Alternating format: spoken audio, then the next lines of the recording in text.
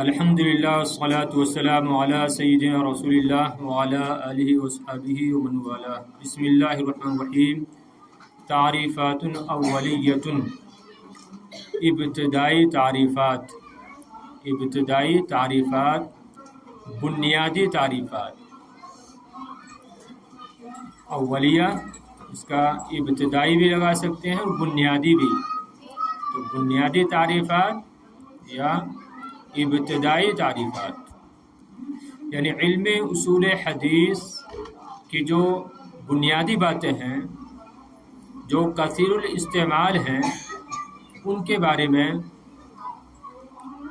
اس عنوان کے تحت یعنی ان باتوں کا بیان کریں گے.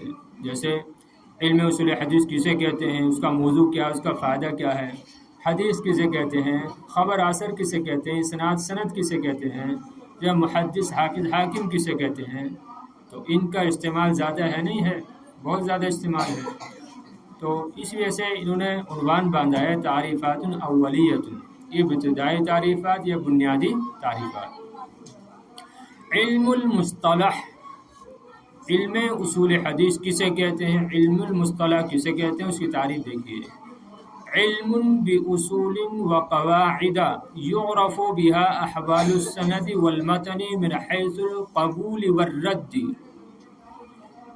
علم باصول وقواعد غیر منصرف ہے، کیا پڑھیں گے، وقواعد مساجد بروزن مساجد. تو علم المصطلح ایسے اصول و قواعد کا علم ہے، یعرف بہا جن اصول اور قواعد کے ذریعے سند اور متن کے احوال کو جانا جاتا ہے، من حیث القبول والرد، قبول اور رد کرنے کی حیثیت سے. من حیث القبولی کیا ہے یہ، من حیث القبول والرد، قبول اور رد کرنے کی حیثیت سے. علم المصطلح ایسے اصول اور قواعد کا علم ہے، یعرف بہا، ہا کا مرجع یہ اصول و قواعد، کہ جن اصول و قواعد کے ذریعے سند اور متن کے احوال کو پہچانا جاتا ہے، جانا جاتا ہے، قبول اور رد کرنے کی حیثیت سے. سمجھے. موضوعہ علم المصطلح کا موضوع کیا ہے، السند والمتن من حیث القبول والرد، سند اور متن قبول اور رد کرنے کی حیثیت سے. علم مصطلح کا موضوع سند اور متن ہے، قبول اور رد کرنے کی حیثیت سے. ثمرتہ، اب اس کا فائدہ کیا ہے، علم المصطلح کا فائدہ کیا ہے. تمیز الصحیح من السقیم من الاحادیث، احادیث میں سے صحیح کو سقیم سے الگ کرنا، صحیح کو سقیم سے یعنی ضعیف سے الگ کرنا. تو احادیث میں سے صحیح کو ضعیف سے الگ کرنا یہ علم المصطلح کا فائدہ ہے. یعنی اگر کوئی علم المصطلح میں مہارت حاصل کر لیتا ہے تو اس کا فائدہ کیا ہوگا، اس کا فائدہ یہ ہوگا کہ اب وہ انسان، وہ شخص صحیح اور ضعیف حدیثوں کو پہچاننے لگے گا اور حدیث صحیح اور حدیث ضعیف میں وہ امتیاز کرنے لگے گا، فرق کرنے لگے گا. صحیح ہے.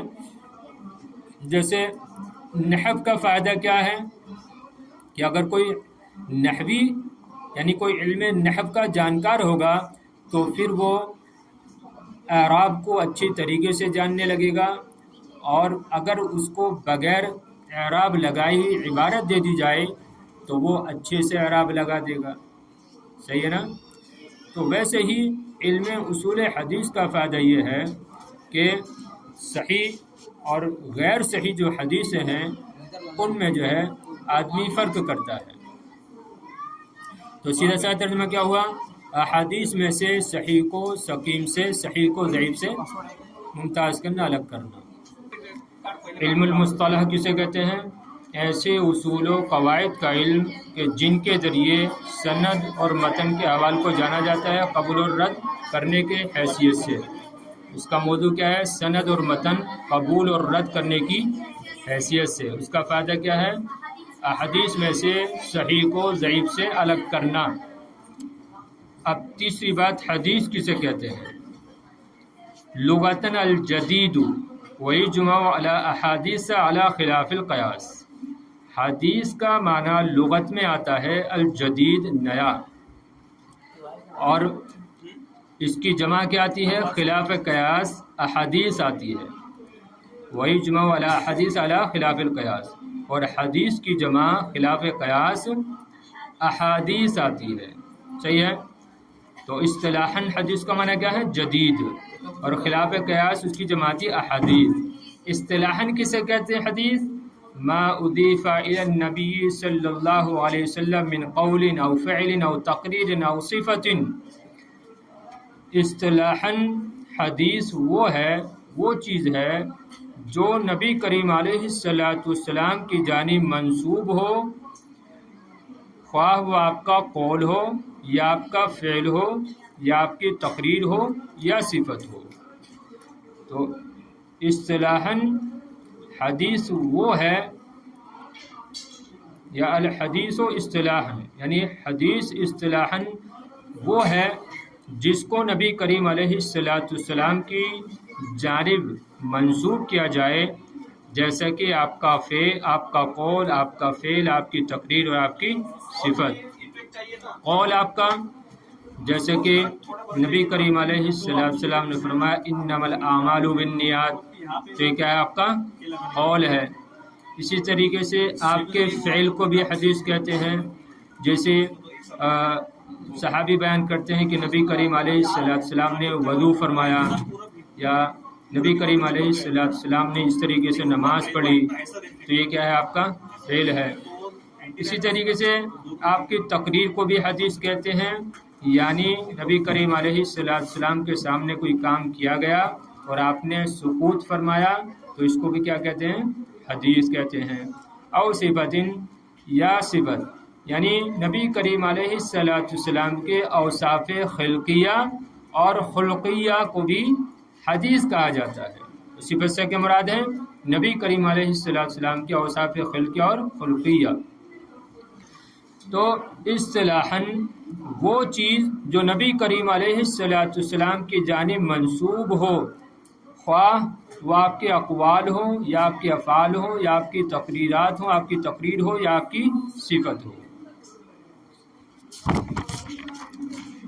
الخبر، خبر لغتاً، خبر کسے کہتے ہیں لغت میں؟ النبأ، خبر دینا، النبأ خبر دینا، وجمع اخبار، اس کی جمع اخبار آتی ہے، خبر کی جمع اخبار۔ اصطلاح میں کسے کہتے ہیں خبر؟ اصطلاحاً فیہ ثلاثۃ اقوال، اصطلاحاً خبر کسے کہتے ہیں؟ اس میں 3 اقوال ہیں۔ الف حمزہ، ہوا مرادف للحدیث ای ان معناہما واحد اصطلاحاً۔ پہلا قول یہ ہے کہ خبر حدیث کے مرادف ہے، یعنی دونوں مترادف ہیں آپس میں۔ جو خبر کا معنی ہے وہی حدیث کا ہے، جو حدیث کا ہے وہی خبر کا ہے۔ وہی کہنا ہے ان معناہما واحد اصطلاحاً، یعنی ان دونوں کا معنی اصطلاحاً ایک ہے۔ با مغایر لہ، دوسرا قول یہ ہے کہ خبر حدیث کے مغایر ہے، یعنی دونوں الگ چیزیں ہیں، حدیث الگ چیز ہے اور خبر الگ چیز ہے۔ فالحدیث ما جاء عن النبی صلی اللہ علیہ وسلم، پس حدیث وہ ہے جو نبی کریم علیہ السلام سے منقول ہو، والخبر ما جاء عن غیری، اور خبر وہ ہے جو آپ کے غیر سے منقول ہو۔ سمجھے بات؟ دونوں الگ الگ ہو گئے نا؟ ہاں، تو دوسرا قول یہ ہے کہ خبر حدیث کے مغایر ہے، الگ ہے، پس حدیث وہ ہے جو نبی کریم علیہ السلام سے منقول ہو، اور خبر وہ ہے جو آپ کی غیر سے، آپ کے علاوہ سے منقول ہو۔ تیسرا قول اعم منہ کہ خبر حدیث سے عام ہے. کیا مطلب ہے اس کا؟ یعنی ان الحدیث ما جاء عن النبی صلی اللہ علیہ وسلم والخبر ما جاء عنہ او عن غیرہ. تیسرا قول کیا ہے کہ خبر حدیث سے عام ہے. اس کی کیا صورت ہے؟ اس کی صورت یہ ہے کہ حدیث وہ ہے جو نبی کریم علیہ السلام سے منقول ہو، اور خبر وہ ہے جو آپ سے یا آپ کے علاوہ سے منقول ہو. اس کو کیا کہیں گے؟ خبر کہیں گے. تو خبر میں زیادہ وسعت ہوئی نا، کہ خبر قول رسول کو بھی کہا جائے گا، یعنی قول رسول فعل رسول کو بھی کہا جائے گا، اور اسی طریقے سے آپ کے علاوہ صحابہ اور تابعی کے قول و فعل کو بھی جو ہے وہ خبر کہا جائے گا. جبکہ حدیث صرف نبی کریم علیہ السلام سے جو منقول ہوگا اسی کو حدیث کہا جائے گا. دیکھیے ایک مرتبہ دیکھیے، اصطلاحاً خبر کے بارے میں 3 اقوال ہیں. پہلا قول یہ ہے کہ خبر حدیث کے مرادف ہے. لفظی ترجمے کے چکر میں زیادہ نہیں رہنا ہے، سمجھ رہے ہیں؟ تو اصطلاحاً خبر کے بارے میں 3 اقوال ہیں. پہلا قول یہ ہے کہ خبر حدیث کے مرادف ہے، یعنی ان دونوں کا معنی اصطلاحاً ایک ہی ہے. دوسرا قول یہ ہے کہ خبر حدیث کے مغایر ہے، بس حدیث وہ ہے جو نبی کریم علیہ السلام سے منقول ہو، اور خبر وہ ہے جو آپ کے علاوہ سے منقول ہو. تیسرا قول یہ ہے کہ خبر حدیث سے عام ہے، یعنی حدیث وہ ہے جو نبی کریم علیہ السلام سے منقول ہو، اور خبر وہ ہے جو آپ سے یا آپ کے علاوہ سے منقول ہو. صحیح ہے نا؟ تو زیادہ عام خبر ہوئی کہ حدیث ہوئی؟ خبر ہوئی نا. ارے خبر سب کو عام ہو گئی، اور حدیث وہ نبی کریم علیہ السلام کے ساتھ خاص ہو گئی. چھٹی بات، الاثر. اثر کسے کہتے ہیں؟ لغتاً اثر کسے کہتے ہیں؟ تو لغتاً بقیت الشیء. لغت میں اثر کہتے ہیں بقیت الشیء کو، چیز کے بقیہ حصے کو، چیز کے بچے ہوئے حصے کو لغت میں اثر کہتے ہیں. اصطلاحاً فیہ قولان، اور اصطلاحاً اس میں 2 قول ہیں. وہ کیا ہیں؟ ہما، اور وہ ہوا مرادف للحدیث. پہلا قول یہ ہے کہ اثر حدیث کے مرادف ہے. اس کا کیا مطلب ہوا؟ ای ان معناہما واحد اصطلاحاً، یعنی ان دونوں کا معنی ایک ہی ہے اصطلاحاً. یعنی جو خبر کا معنی ہے وہی اثر کا ہے، جو اثر کا ہے وہی حدیث کا ہے. اور حدیث کسے کہتے ہیں؟ وہ جو نبی کریم علیہ السلام کے جانب منسوب ہو، چاہے وہ آپ کا قول ہو یا فعل ہو یا تقریر ہو یا صفت ہو. تو یہی معنی کیا ہے؟ اثر کا بھی ہے کہ وہ چیز جو نبی کریم علیہ السلام کی جانب منسوب ہو، خواہ وہ فعل ہو یا قول ہو یا صفت ہو یا تقریر ہو. سمجھ رہے ہیں؟ تو اصطلاحاً اس میں 2 قول ہیں. پہلا قول یہ ہے کہ اثر حدیث کے مرادف ہے، یعنی ان دونوں کا معنی ایک ہی ہے اصطلاحاً. مغایر لہو. دوسرا قول یہ ہے کہ اثر حدیث کے مغایر ہے، مخالف ہے. وہ کیسے؟ وہ اس طریقے سے کہ وَهُوَ مَا أُضِيفَ إِلَى الصَّحَابَةِ وَالتَّابِعِينَ مِنْ أَقْوَالٍ وَأَفْعَالٍ، کہ اثر وہ ہے جو صحابہ اور تابعین کی جانب منسوب ہو، یعنی صحابہ اور تابعین کے اقوال اور افعال. یا سیدھا سا ترجمہ کیسے لگا سکتی ہیں کہ دوسرا قول یہ ہے کہ اثر حدیث کے مغایر ہے، کیونکہ اثر وہ اقوال اور افعال یا ان اقوال و افعال کو کہتے ہیں جو صحابہ اور تابعین کی جانب منسوب ہو. سمجھے فرق؟ سیدھا سا ترجمہ لگائیں گے، وَهُوَ مَا أُضِيفَ إِلَى الصَّحَابَةِ وَالتَّابِعِينَ. دوسرا قول یہ ہے کہ اثر وہ ہے جو صحابہ اور تابعین کی جانب منسوب ہو، وہ چیز جو صحابہ اور تابعین کی جانب منسوب ہو، یعنی ان کے اقوال اور افعال. 7ویں چیز الاسناد. اسناد کسے کہتے ہیں؟ لہو معنیان، اس کے 2 معنی ہیں. عزو الحدیث الی قائلہ مسندن، حدیث کو اس کے قائل کی جانب منسوب کرنا اسناد کے ساتھ، حدیث کو اس کے قائل کی جانب منسوب کرنا مسندن اسناد کے ساتھ۔ دوسرا معنی کیا ہے؟ سلسلۃ الرجال الموصلۃ للمتن وهو بهذا المعنى مرادف للسند۔ دوسرا معنی یہ ہے کہ اسناد کہتے ہیں کہ اسناد آدمیوں کا وہ سلسلہ جو پہنچاتا ہے متن تک۔ سلسلۃ الرجال الموصلۃ للمتن، آدمیوں کا سلسلہ جو متن تک پہنچائے یا متن تک پہنچاتا ہے، اس کو اسناد کہتے ہیں۔ یا سلسلے کا معنی یہاں پر چین بھی لگا لو، آدمیوں کی وہ چین جو متن تک پہنچاتی ہے۔ ارے جیسے آپ پڑھتے ہیں نا عن فلاں عن فلاں عن فلاں، انما الاعمال بالنیات، اس طریقے سے پڑھتے ہیں نا آپ کہ جو نام ہوتے ہیں اس کو کیا کہتے ہیں؟ سلسلۃ الرجال، اور اسناد صحیح ہے چین۔ تو سلسلۃ الرجال الموصلۃ للمتن،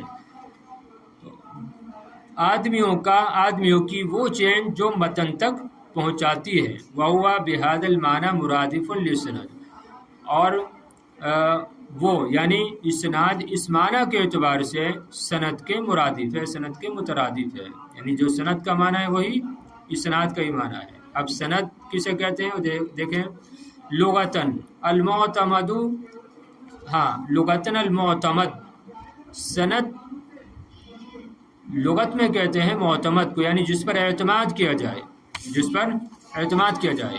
وسمي كذلك لأن الحديث يستند إليه ويعتمد عليه، اور سند کو اسی وجہ سے سند کہا جاتا ہے، اس لیے کہ حدیث اس کی طرف منسوب ہوتی ہے اور اس پر اعتماد کرتی ہے، اس لیے کہ حدیث اس کی طرف منسوب ہوتی ہے اور اس پر اعتماد کرتی ہے، یعنی جیسی سند ہوگی ویسا ہی حکم کیا ہے پھر پورے متن کا بھی ہو جائے گا۔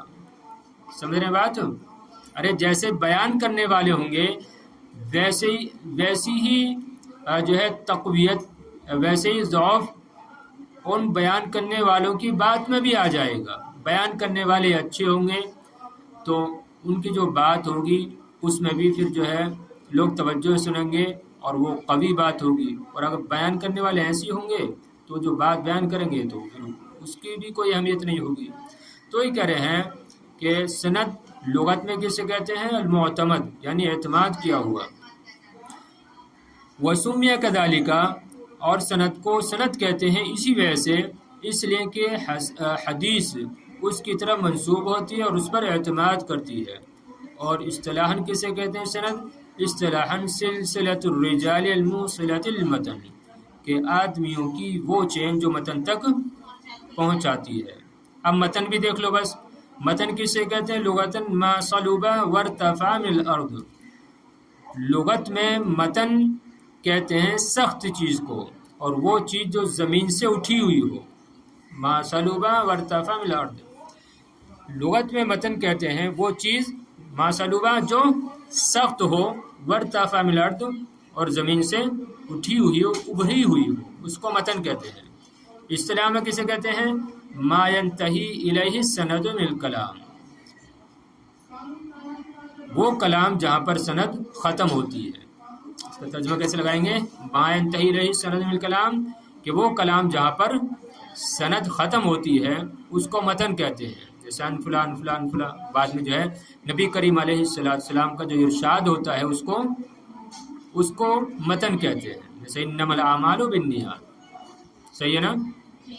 تو متن لغت میں اس چیز کو کہتے ہیں جو سخت ہوتی ہے اور زمین سے اٹھی ہوئی ہوتی ہے، اور اصطلاحاً اس کلام کو کہتے ہیں جہاں پر سند ختم ہوتی ہے۔ چلیے بس ٹھیک۔